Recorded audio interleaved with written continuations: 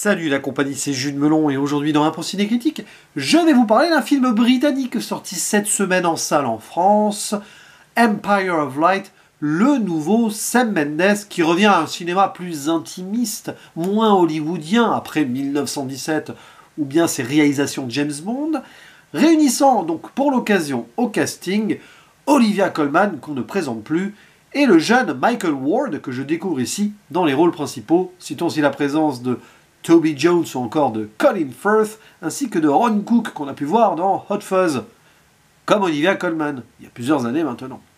Et donc il s'agit d'une histoire qui se déroule en majeure partie dans un cinéma, le Empire Cinema, mais c'est avant tout clairement ici un opus romantique, si on veut, une histoire d'amour dramatique qui va unir, ou pas, c'est compliqué, une dame qui travaille donc dans ce cinéma, directrice adjointe plus ou moins, enfin c'est la seconde dans la hiérarchie, et un jeune travailleur qui arrive là, britannique, probablement d'origine jamaïcaine, et qui a peut-être une bonne quinzaine d'années de moins qu'elle, voire 20 ans, et les deux vont se rapprocher comme ça quand Hilary, c'est le personnage d'Olivia Colman, va lui faire visiter le cinéma, y compris l'étage qui est désaffecté, où ils vont trouver ensemble un oiseau, tout ça, enfin, il y a toute une histoire là-dessus, nouveau départ potentiel, parce que d'un côté, donc, cette dame va pas bien, elle est bipolaire, elle souffre,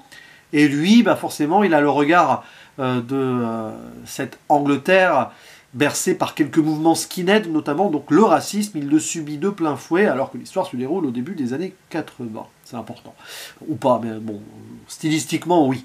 Et donc les deux vont forcément peut-être s'entraider aussi et être heureux ou non ensemble selon les possibilités que la vie va leur offrir et comment ils vont évoluer par rapport aux autres ou par rapport à eux-mêmes.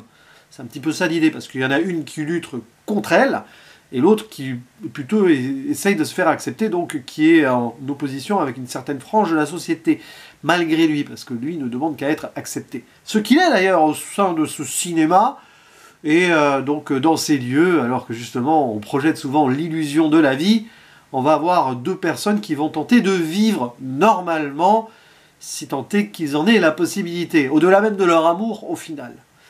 Et c'est un film qui est assez touchant, qui n'est pas ultime, et on sent qu'il y a une retenue, qui je pense est due au style aussi.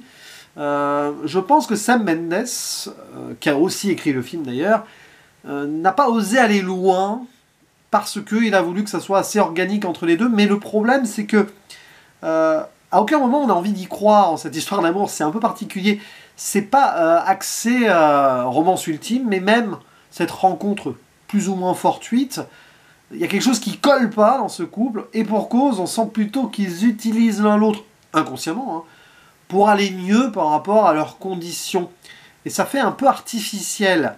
Je vois le propos, et il y a des moments qui sont assez marquants et touchants quand ils discutent ensemble, justement, parce que par exemple, Hilary, elle aime beaucoup la poésie. Vous avez donc le personnage de Steven, c'est son prénom, qui va lui faire découvrir de la musique. Enfin, il y a quand même de l'échange là-dessus, il va lui raconter sa vie. Elle, justement, elle n'ose pas trop, donc elle va péter un plomb un moment sur la plage. Mais je sais pas, j'ai pas eu envie d'y croire, mais est-ce que c'était le but? C'est ça la question que je me pose. Qu'est-ce que Sam Mendes a voulu raconter avec ce film? Tout simplement le fait que certaines personnes ne se sentent pas en phase avec le monde qui les entoure, et que parfois un petit miracle comme ça va faire qu'ils vont avancer chacun eux-mêmes dans leur propre vie, au-delà même d'ailleurs de s'ils peuvent ou non vivre ensemble.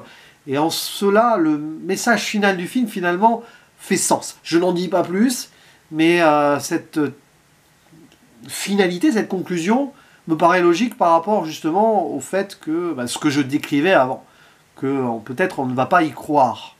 C'est ça aussi la force du cinéma, c'est que Sam Mendes nous construit une histoire ici qui est très réaliste, dans le sens où oui, il y a des gens qui souffrent parce qu'ils ont des problèmes psychologiques, etc.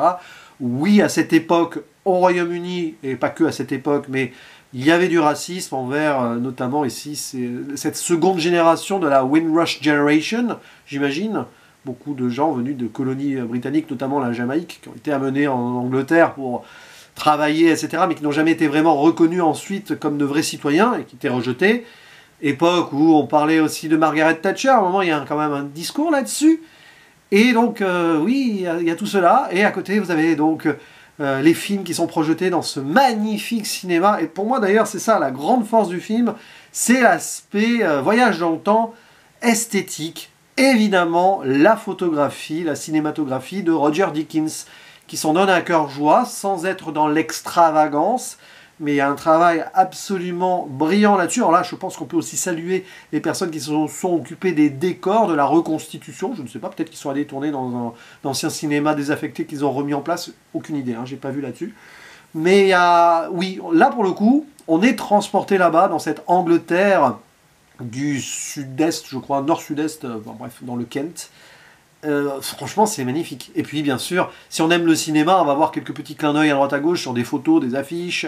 Même la moquette du cinéma va rappeler Shining et quelques films projetés à l'époque, que ce soit notamment Les Chariots de Feu, puisqu'il y a une scène lors d'une avant-première qui est assez forte, parce que justement, Hilary qui va oser faire quelque chose, faire face. C'est aussi un film qui propose cette idée-là, savoir faire face, résister quand on doit résister, face aux éléments, face à soi-même. Très intéressant. Bon, à un moment, il y a quand même des scènes violentes, notamment avec les skinheads, là. Et donc, il y a, oui, les chariots de feu. À la fin, il y a Bienvenue Mr. Chance, qui a un message d'ailleurs là-dessus, vivre sa vie le plus simplement possible, peut-être est-ce cela à la réponse, au final, même si c'est pas facile, et pour cause, quand des soucis te rongent, que ce soit à cause de la société ou parce que tu as subi toi-même des troubles, oui, mais encore faut-il pouvoir aller de l'avant, donc compter sur soi-même avant tout.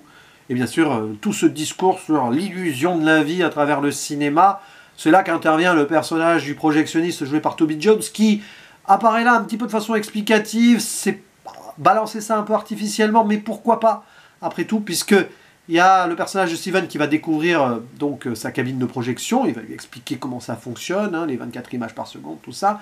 Et à un moment, Hilary qui bosse à l'entrée, qui n'ose jamais vraiment voir les films, parce que, bah oui, elle n'ose pas, hein, même rêver, eh bien, oui, à un moment, il va lui projeter un film de son choix. Enfin, là, on en arrive à la fin.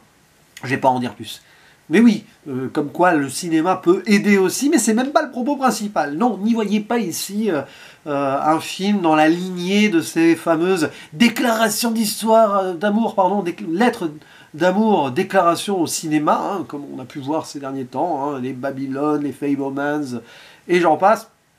Pas vraiment, mais il y a quand même cette idée-là derrière de la vie et de l'artificialité des choses, du rêve ou de l'illusion, mais à un moment, il faut faire face. Et il n'y a pas que l'art qui compte, même si la poésie, à un moment, est bien évoquée sur certains petits moments assez... oui, c'est assez exquis artistiquement, mais où ça nous mène? Bonne question. C'est avant tout un film donc sur deux êtres qui sont en souffrance, enfin, il y en a une qui est vraiment en souffrance, l'autre qui aimerait ne pas avoir à souffrir de ce qui se passe autour de lui, et reste à savoir après ce qui va se passer. Il faut se laisser embarquer, mais j'ai une petite limite sur ce film qui est un bon moment cinématographiquement parlant, mais sur le propos ultime, je cherche encore un petit peu là où il a voulu nous mener, Sam Mendes. Après, on revient à un Sam Mendes quand même plus organique, j'ai envie de dire. Ça lui fait du bien, je pense aussi. Mais à date, mon préféré du monsieur reste, et à mon avis restera encore pendant un petit moment, le fameux American Beauty, que je vous conseille si vous ne le connaissez pas. Donc, il est un petit peu dur à revoir avec le recul vu l'acteur principal, mais ça renforce ce côté malsain et terrible de ce film quand on y pense. Bon bref, Empire of Light, oui, je vous invite à aller le voir en salle parce que c'est un film à profiter comme ça sur grand écran. Il y a des moments de cinéma, il y a du vrai cinéma dedans aussi en plus, enfin, vous m'avez compris. Vous pouvez vous amuser à faire des petites remarques, des petites références comme ça. À droite, à gauche, là, on peut faire toute une liste si on veut. On peut faire un gros bingo même, mais le but est ailleurs. L'idée est ailleurs. Et je ne sais pas si sur le message principal, j'ai été totalement emballé. Je pense pas, mais ça reste quand même un bon petit film qui mérite donc d'être soutenu. N'hésitez pas à dire en commentaire ce que vous pensez de ce Empire of Light de Sam Mendes, de la performance d'Olivia Colman, de Michael Ward, ou d'autres, hein, et puis de... travail de Roger Deakins aussi, parce que je crois qu'il est nominé pour les Oscars, et peut-être qu'il va encore l'avoir, j'en sais rien. Allez, à la prochaine, ciao.